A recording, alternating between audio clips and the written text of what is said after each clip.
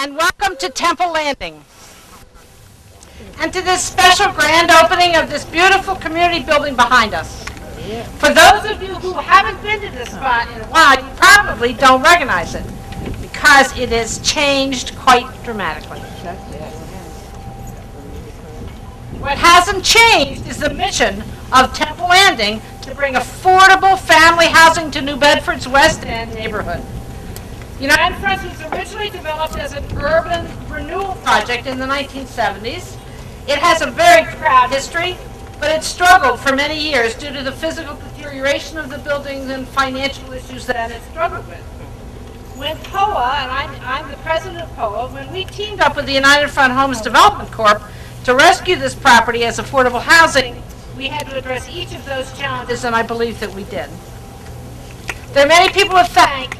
Let's put a few thank yous, because to get these to actually work takes lots of people, lots of money, lots of support. J.P. Morgan Capital made the equity investment in this development. Unum Life Insurance Company made an equity investment as well. Mass Department of Housing and Community Development, Steve Carvalho is here. Provided capital improvement and preservation fund monies and a loan of $10 million through the tax credit exchange program of ARA, which was the stimulus money. It's benefiting this community and this property.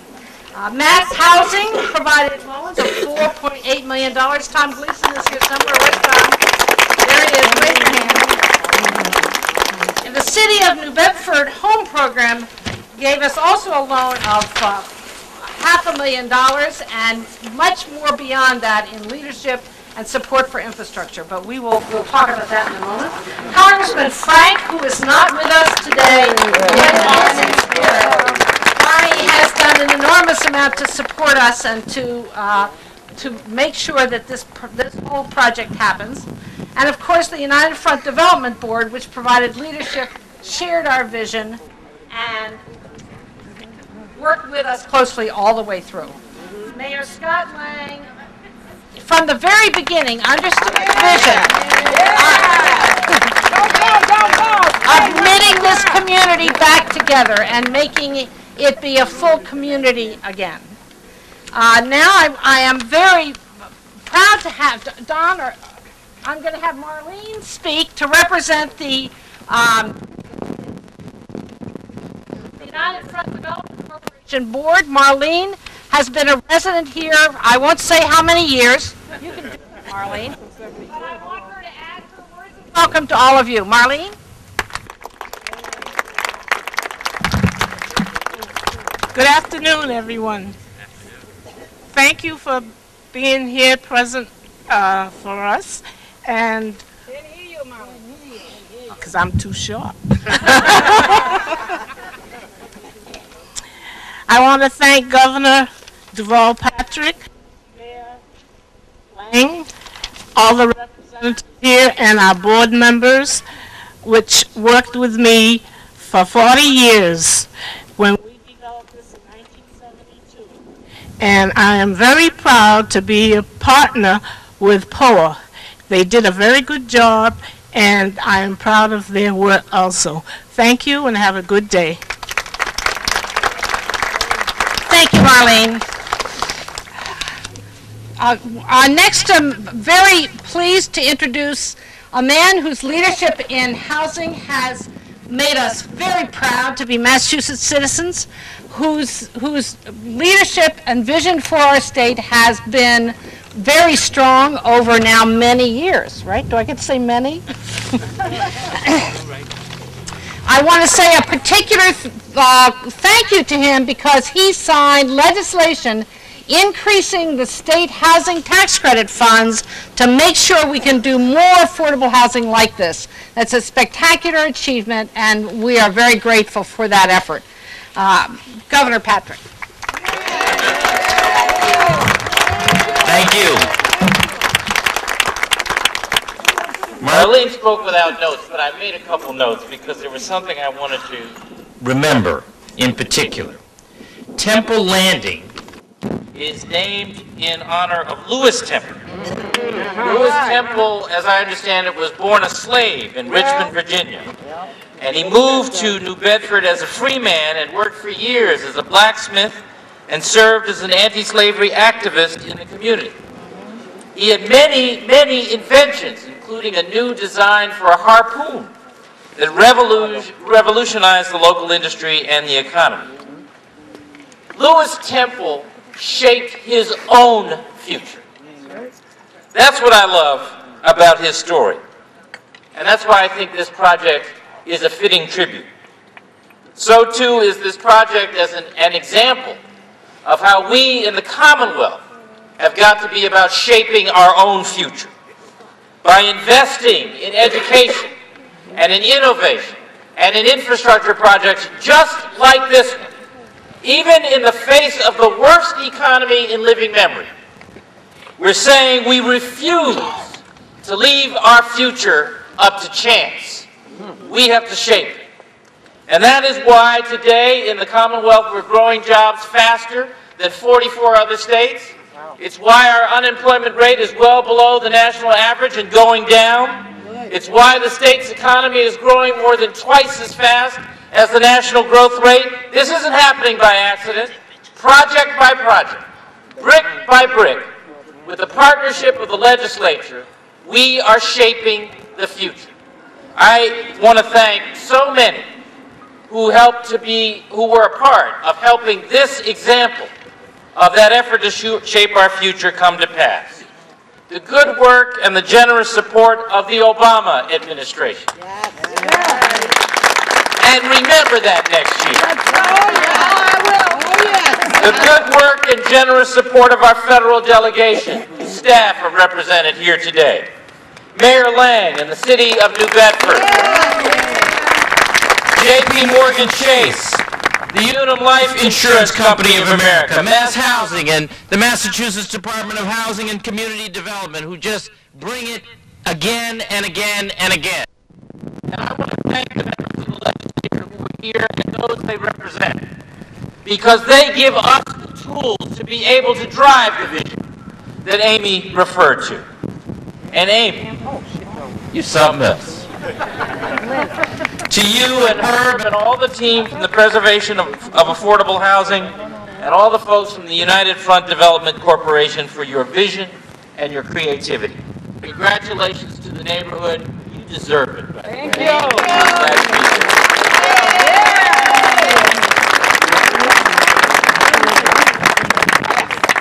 Thank you. Very kind. Before I introduce the mayor, I also was going to mention a couple other team members that have worked with us. When you look around you, this was all built and designed and put together by our teammates. And I want to mention Icon Architecture and Keith Construction, who did all this building. And then I want to say a special and very personal thank you to Roger Brown, see, I'll get emotional, and Julie Kramer, who did this deal out of love and devotion and with a lot of heart.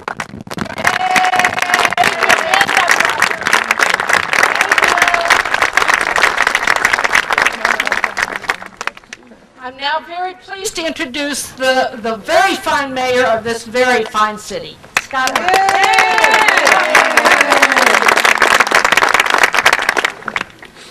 New Bedford is extremely proud of this neighborhood and of Lewis Temple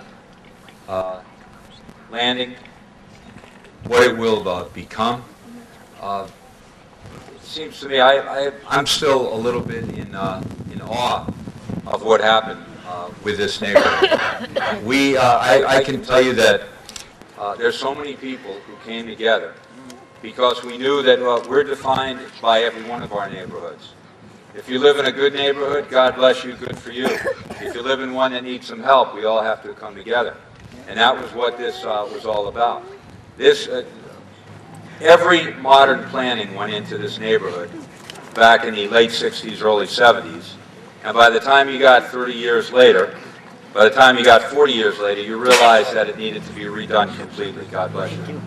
And that meant a tremendous amount of effort, but a real fight. Because when you're trying to change an entire neighborhood, when you're trying to change a city, neighborhood by neighborhood, it means that you're going to run into the people who believe that the status quo is absolutely sacrosanct, it's in their best interest. But we all know that, that's not true. The status quo is dead, piece by piece. It has to change. It's important that it changes. We also know that people reside in their homes, but they live their lives in their neighborhoods and their homes. And if you saw United Front before this project began, you realize that we could not allow it to stand the way it was. And we had just tremendous partners that came in. I want to thank Amy and Poe and that entire team, because they saw something that they knew would end up looking exactly like this, a place where we all want to live. And they knew that it would take a lot of hard work. I want to thank the City Council.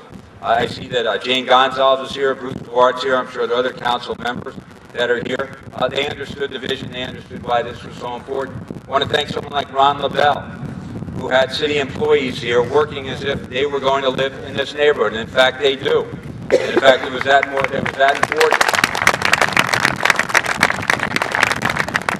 I want to thank Pat Sullivan. I want to thank Tina Brooks, who is not here today. She's well and doing great work. I want to thank Steve Carvalho, who is now in her place. I want to thank Tom Gleason, people who believe in New Bedford and understand New Bedford's just not, that's New Bedford. New Bedford is absolutely a city that needs to rise to the highest height it can, because that helps our state. And then I want to thank our governor, who's the best friend we've ever had. And the reason I say that is apparent when you drive around this city, when you see the transformation that's occurred in this city of New Bedford. When he goes around the state and says the #1 city in this state is New Bedford, Massachusetts, we appreciate that greatly. Thank you for doing that, Governor. Yeah, I know. It's okay, we don't want to know. The governor appreciates that in the city of New Bedford, where diversity is our strongest attribute, our strongest resource, we're coming together day by day to protect our kids, your kids, everyone's kids, families, parents, grandparents, whatever it might be. We all care for each other, and we know if you don't live in a great place, that puts a real damper on your ability to do everything in your life. You got to have a job, you got to live in a place that's appropriate, and that's what this was all about. So there's so many people to thank, there's so many individuals that were part of this, it would take all afternoon. But the very basic point is this city deserves the best. And everyone I just mentioned believe that as firmly as I do. So to the United Front Development Corporation, and I remember just when I first got to the city, this was a beautiful area. To Marlene, who I would see on occasion, who would grab me when I first got elected by the sleeve and say, we got trouble, we need help. I want to thank everyone and say that this is the type of project, the type of activity, putting people to work, getting people in great housing, that we want to do all over the city. And it's because our kids deserve nothing less. So thank you very much. I know the delegation is going to speak. Without the delegation, the money doesn't come back to the city. So thank you.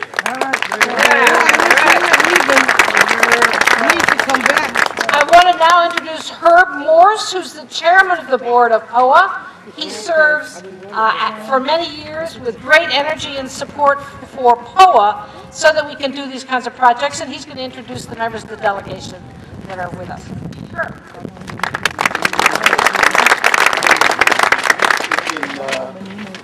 Representing the board of directors today, I want to give you a very brief POA commercial. We were born 10 years ago. And in that short period of time, there are now over 7,000 families whose lives have been improved enormously by living in communities like this that we help bring back to life. Governor, I must say that we are no more proud of anything that we've done than what we've done here in our home state. This is just a wonderful story. You live it every day. We take great pride in satisfaction that it has turned out to be as beautiful as it is. Good luck to you all. Thank you. It's now my pleasure to introduce to you a few gentlemen whom you know very well, starting with Senator Mark McDougall. you all. Well, I'm home because I grew up less than a half a mile that way and I live a quarter mile that way. And I have this distinction now of being almost towards the end of the program, so that means you probably have somewhere else you want to be, like inside looking at all the beauty and cheering and refreshments. But you're not surprised I'm going to speak anyway, and I'm going to speak just briefly because I'm excited. As I look into the audience out here in the expensive seats in the front row, I see just about every person here I know personally, and I think I still want to ask this question. How many people here today have lived here physically or in the immediate surrounding neighborhood for more than 10 years? Raise your hand. Okay, thanks. That's how I know I'm home. And I asked that question. It's a bit of a trick because I think of criticism. I think it was Hillary Clinton who said it takes a village. Well, when I look around here, I think about not only did this take a village, but it is a village. And I think of the days as a kid leaving grammar school over this way to home and coming through, and I remember some of the disparaging nicknames used to describe the physical structure here. And as I grew older and realized what urban renewal had done to New Bedford, urban construction had done to New Bedford, and I looked at some of the buildings built with government funds, and I thought about the people asked to live here, not just here, but in the cities across America where things found themselves in pretty significant disrepair. It's not a whole lot of attention. Most of the folks that threw the criticism at the citizens that worked hard every day to keep the place above water had never walked, certainly not inside, but hadn't even walked through the neighborhood and particularly into the streets and little alleyways and onto the basketball courts and the other places where people live and children play.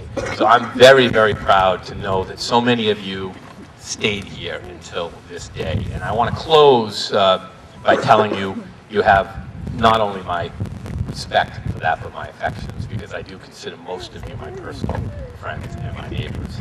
I want to say something and close with a great deal of pride about how lucky I am to serve with this governor, who I love. I did tell the secretary that yesterday, because he's wonderful, because he respects this city. And whether he has to tell other cities that they're number one also when he leaves the borders, that's his business. I'm not holding him to that. I know how he feels. I'm the mayor's witness. I also want to thank the mayor, and I also want to mention Councilor Dana, Councilor Gonzalez, and Councilor Duarte. Can you give us a big wave? You may be standing on the edges, but the folks that I serve with, and I'm so proud to serve with, like Representative Cabral, Representative Kazira, and Representative Markey. I won't say much because they're going to speak, but I will say this.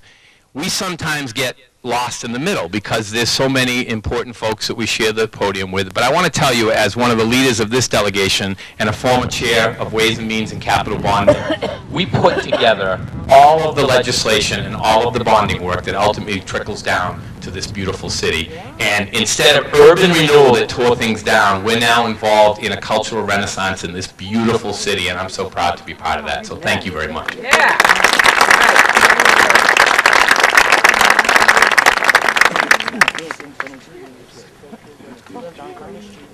Please welcome Representative Tony Cabral.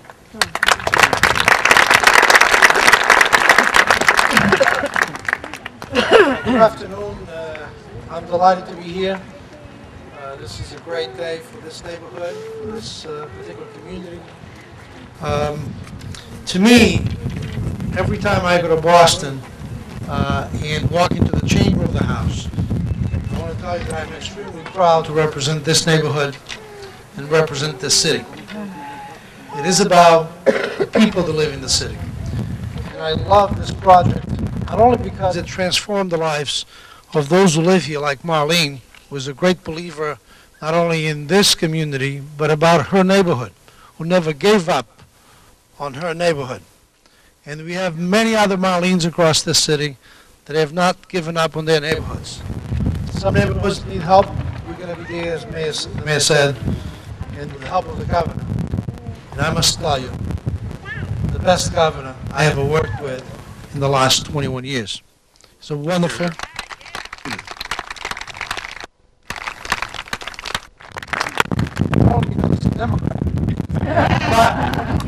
But truly someone who really cares, understands the struggles, the dreams of every community across the Commonwealth, and in particular about New Bedford. He really understands it, he really knows how to work, he really knows how to get things done, and it's really delightful. I hope he stays with us for many more years. Whatever capacity he chooses, I'll be with him. I'll vote for him.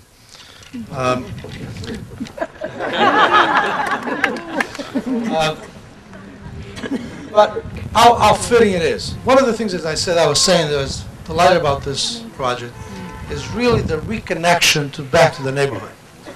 The streets, the reopening of these streets really brings back this community and ties it back to its original neighborhood. And that's wonderful.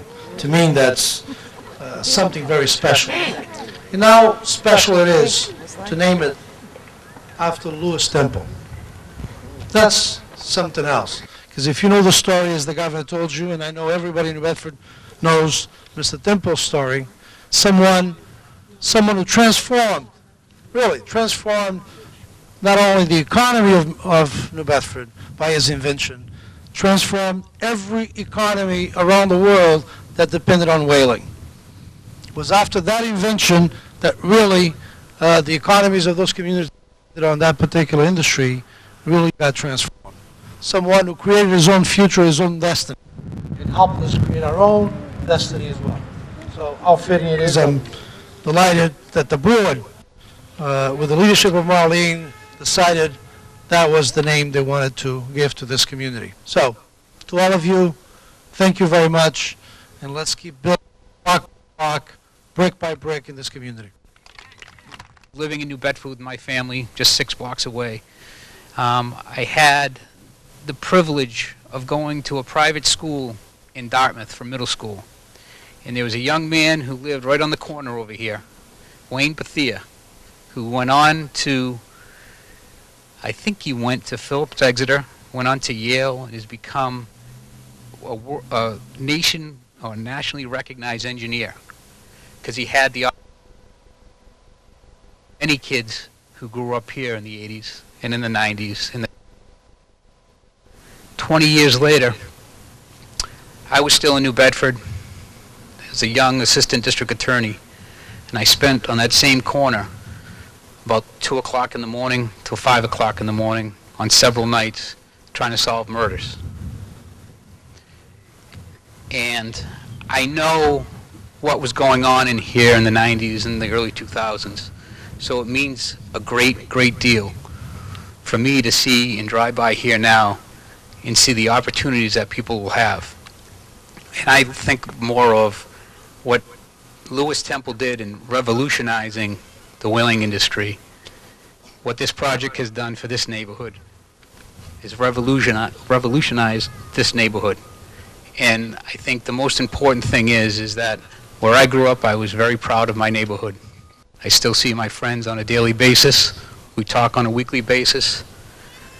I hope that your children, that everyone who grows up in this neighborhood has those same connections, because in the end of the day, that's what we're going to value, is our friendships as our childhood, our friendships that we grow throughout our life, and we always have these memories. And I hope the memories of the people who live here will be long-lasting and precious. So thank you very much, Governor and Mayor. As many of you know, Mayor Scott Lang is wrapping up a very distinguished career as mayor of New Bedford. He now is going to have more time for recreation, relaxation, and his athletic passion, which is rowing. We wanted to ensure that Mayor Lang's legacy was honored here at Temple Landing, so we thought it only fitting to name the fitness room in his honor. Back in the gym. Presenting on the spot.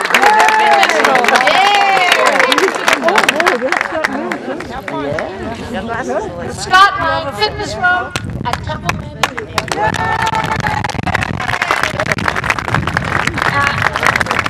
And we have outfitted it with 2 rowing machines, which are there and available. And I know all of you who live here will join me in telling the mayor he's welcome to use those machines anytime. time he would like. So now This is a great surprise, and I anything to do with the transformation of this neighborhood is something that I am extremely proud of, and to just have my name in any way associated with it, I think, is a tremendous tribute. What I do want to say, though, about rowing is I couldn't roll my way through a paper bag. Number two, though, more importantly, see that game last night? And number three, number three, though, is rowing is an unbelievable exercise and athletic event that we partake in. Our city's done it during the mills, during the different clubs in the city. Was a major rowing power in the Northeast. But our kids can go to college as rowers. They can stay physically fit. They can get scholarships. Our young boys and girls becoming young men and women, student athletes, is really a great way for them to become leaders, put something on their resume, get paid while they go to college, and then come back and lead this city. So thank you very much. Amy, I love this. This is a great thing. I love this thing. All right, we are going to now go cut the ribbon. 1, 2, 3. Hey! Congratulations. Still working.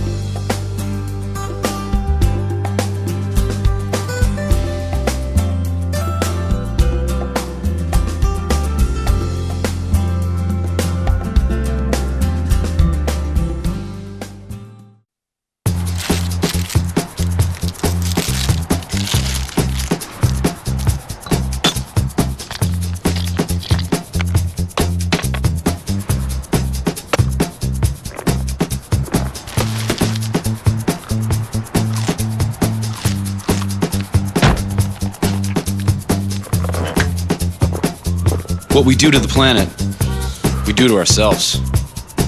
You can help keep America beautiful. Visit KAB.org.